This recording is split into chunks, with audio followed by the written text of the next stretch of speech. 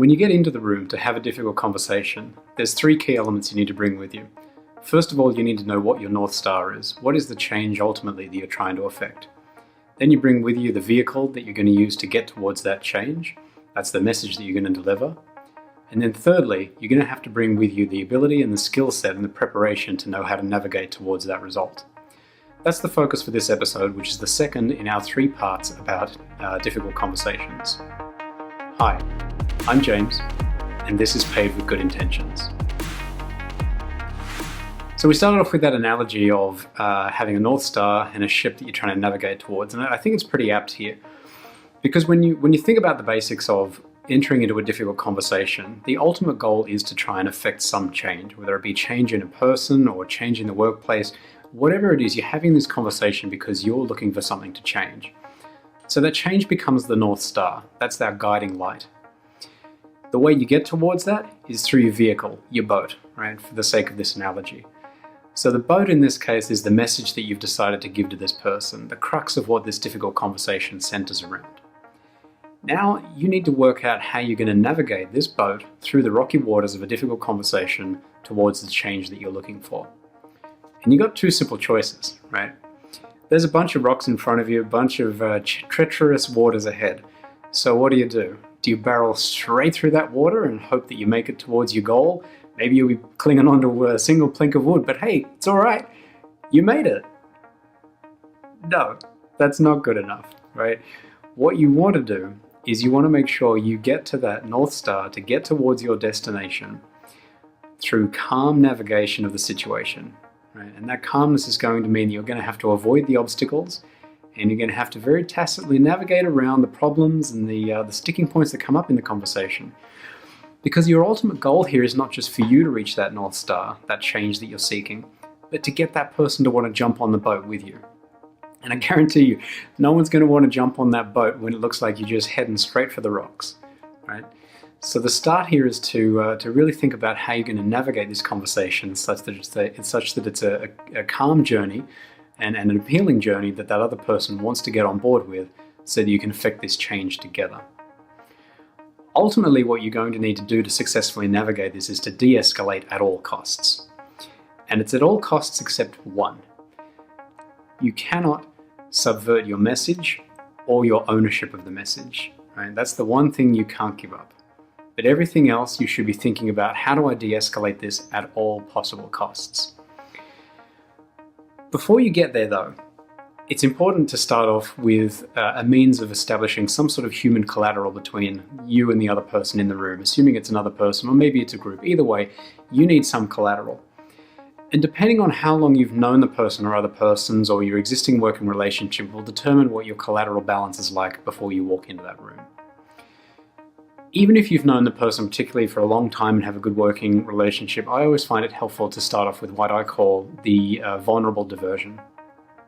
Before you launch into the conversation, just offer up something that makes you real. What's something that happened on the weekend? What's something you did this morning? What's the crazy embarrassing moment that happened to you recently? Offer something up that makes you real, because what that does is that it's like putting out that olive branch and just reaching out to the person to say, hey, I'm real. I understand you're real too. Let's be real people in here and not just launch straight into some difficult conversation. Now, because you are two or maybe more humans in a room, there's some other basic human tendencies that are going to come up. The human brain is a fantastic thing, but at the core of it, right at the base of it, is this little thing called the limbic system. And it's often referred to as our prehistoric brain, and it really is, both in terms of its sophistication and the length of time that we've had it in our evolutionary process. But it's the part of your brain that is charged with determining whether you should fight, flight, or freeze. It also makes really stunningly bad decisions on your behalf, right? Tens of thousands, hundreds of thousands, however long you want to believe this evolutionary window has gone on for. That's a part of our brain that we've built around. We've additively tried to improve our own abilities, but it remains at the stem. And interestingly, I don't want to get too much into the physiology here, but it is quite fascinating. And if you want to delve into the physiology of it, go read Emotional Intelligence by Daniel Goleman. But the interesting thing about the physiology of how the limbic system works is it is wired into our nervous system in parallel with our higher order of thinking that happens up here. So that means that both of them have an equal say in what happens. But what can tilt the difference here is when the front part of the brain knows better than the back part of the brain. And what that means is that you've got to be constantly thinking about the fact that both you and this other person in the room are exactly that. You are humans. You both have that prehistoric brain. And as you're delivering this message, likely what you're telling them is going to put them right in the path of that fight, flight, or fright or freeze mechanism. And so you've got to be not only keeping your limbic system in check, but watching out for theirs. When you see those signs of anger, when you see those signs of resentment or a point of friction coming up, that's what I mean when I say de-escalate at all costs. Pick up on those things and don't barrel towards the rocks. Right? Don't think it's all right, I'll just cling on to this and we'll get through it. Take a pause. Right? Stop to understand why that person has caused, why that thing you just said has had that reaction to the person. If you have to, end the meeting. Right? If you think you've reached a point where their frustration has just shut them down or they've become visibly upset, end the meeting. You can always come back later. There's no prize for delivering your message in one meeting, okay? So de-escalate at all costs, but again, there's one cost you must not give up. You must not give up the message and your ownership of the message. The first episode of this series, we talked about how when you go into that room, that message has to come from you, and it has to come from you with a strong amount of conviction. It's you have decided. But you can't backtrack on that, and it is very, very, very tempting when you get into those situations where you know the other person is struggling. When you can feel it in your heart, you can feel the tension and you feel that sense of empathy for what the other person's going through. That's the moment when, in a moment of weakness, you can start watering down your message. That doesn't do you any favors. Because when you walk out of that room, you've still got to enact the change that you're seeking to do. You've still got to get to that North Star. And if you take a course of action that weakens your message in that meeting, then you've now got to go back and try and rebuild that again. And that's going to be doubly hard to try and do. So you're in the room, you've had a vulnerable diversion to try and build that collateral up, you're aware of the other person and the human and their emotions. Now you need to start navigating this difficult conversation. For me personally, the most important thing to do when you start delivering this message is to separate the individual from the problem. And I know that sounds kind of paradoxical because of course the two are related. This wouldn't be a difficult conversation if you weren't having to talk about a problem you've got with this person. But you've got to separate these two. There is the person, the human, the character, right? The soul. And then there is what they've done or what they haven't done or what the reported issue is, or then there is the problem. And the two of them are totally separate. When you approach this from a fundamental perspective of driving a difference between the problem and the person, you unlock a very powerful way in which to frame the conversation that will help the person come with you towards effecting the change that you're trying to seek. When you focus on the actions, as in what you've observed or what has been reported, and you stay completely away from the insinuation of intent, then what you can consciously and deliberately do is shift between a shame-based response from the person you're talking to versus a guilt-based response. And this is based a lot on the work that I've read from Dr. Brene Brown, who there's a great series of lectures that are available on Audible about this work of shame versus guilt. And she's also written a fantastic book called Daring Greatly, which I strongly encourage you to read. But this was a real eye-opener for me, was this difference between a shame response and a guilt response and what it does for people. When you focus a problem and you frame a problem around it being the problem is that person, right? They did this, they were wrong to do this, you make it something that is intrinsically a problem with them, that invokes shame. And shame sets up a downward spiral. It's a really, really ugly thing, right? Because that focuses the person inwardly on themselves. They think they're the failure. They will try and tease apart what's wrong about them, what's wrong in their character that caused this to happen.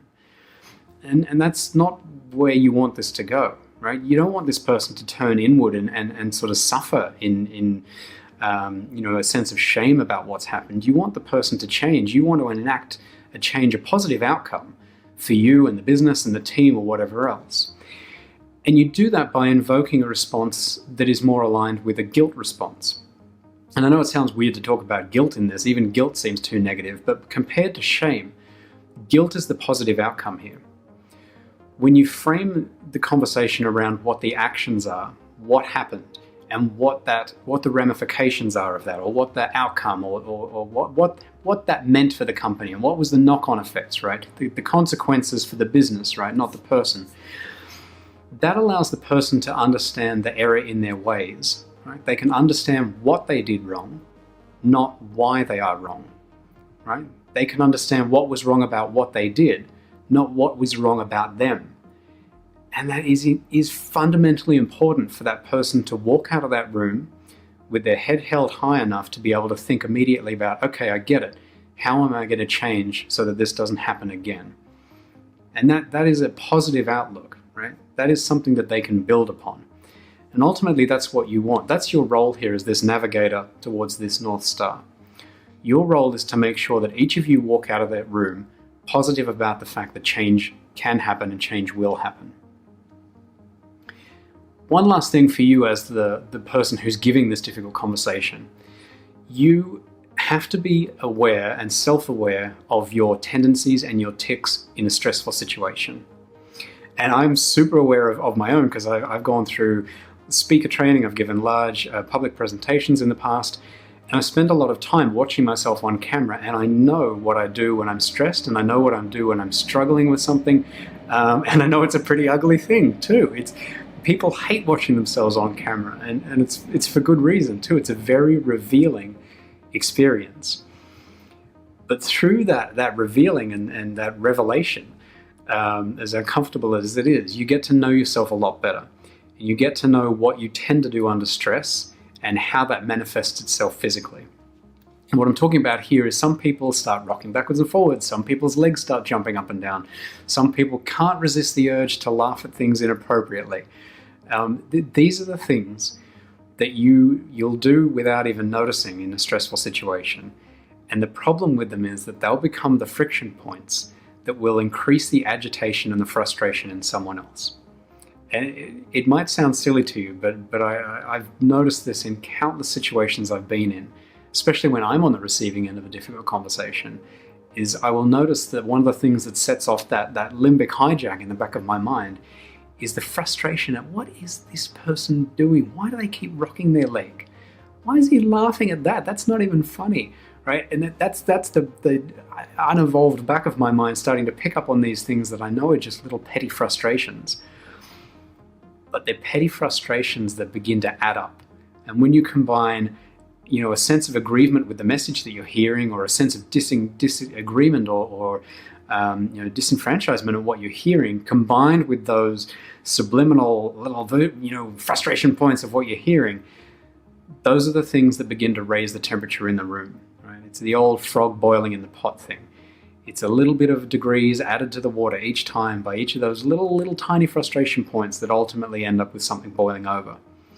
And if you can learn what your tics are and what your tendencies are and quell them in moments of tension, then you remove those aspects. One of the kindest compliments I often get from people in the workplace is they say to me, how do you remain so calm? And I wish they knew what was going on in my head, because it's anything but calm. But I've learnt to try and understand, or I've learned to understand how the lack of calm I might be sensing in my head, whether it be anxiety, frustration, anger, or whatever, I know how that manifests physically. And I've learned to be very conscious about how that happens and how not to do that. And it helps the other person that you're talking to immensely if you can appear calm and resolute in what you're discussing. So what about if you're on the other end of the table?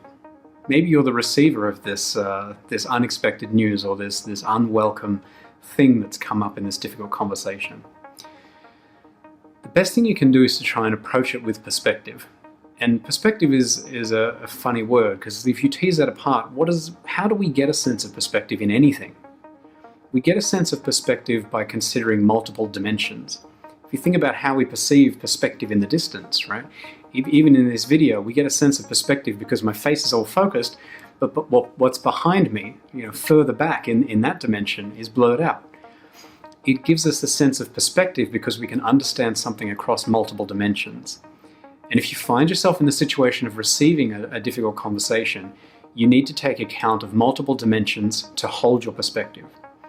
If you become too laser focused on what you're hearing, and worse, that same limbic tendency to become fatalistic and assume the worst, then you will just be focused in on one dimension, and like a character drawn on one piece of paper, you end up losing all perspective. Okay? And there is multiple dimensions to consider in any given conversation, but I think the most important one for you to consider when you're on the receiving end of a difficult conversation is that to remember that what you're hearing is immediately framed by two clear dimensions. First of all, there is a dimension of you are being told someone's interpretation of events. It's not reality, it's not fact. It is someone's interpretation of events, and then it's what that interpretation has led them to in terms of a course of action.